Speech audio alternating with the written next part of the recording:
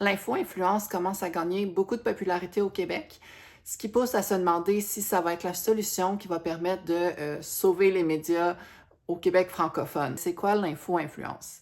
C'est un mot qui a été créé en essayant de mélanger information et influenceurs-influenceuses. Mais c'est encore un usage qui est un peu flottant. Par exemple, moi, j'ai déjà utilisé le mot info-influenceuse, mais en vrai, je suis pas vraiment une influenceuse parce que je fais pas de partenariat de marque, je suis pas sponsorisée. Il y a personne qui me paye, je travaille gratuitement.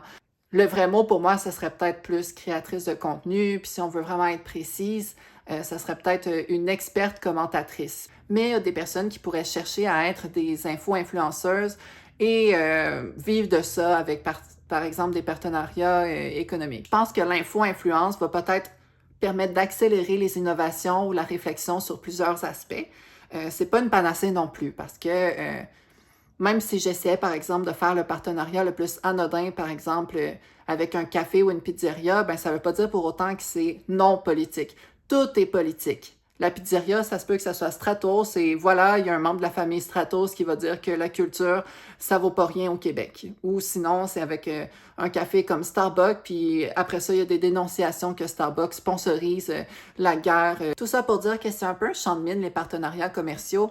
Fait que c'est difficile d'avancer. Je veux pas dire que c'est impossible et que les personnes qui le font ont pas de mérite. Au contraire, vraisemblablement, la population fait confiance aux info-influenceurs, info-influenceuses, parce que c'est vraiment des personnes qui vont te parler puis ils se mettent à ton niveau.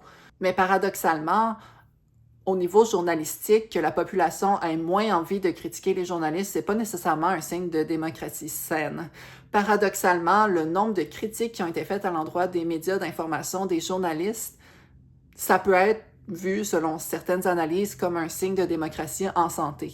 Imaginez un monde où on pourrait même pas critiquer les médias, ou que les médias diraient juste des informations qui vont dans le sens de la majorité de la population. Puis il y a un autre aspect que je veux aborder qui est l'aspect démographique et les partenariats commerciaux pour les créateurs et créatrices de contenu sur les médias sociaux.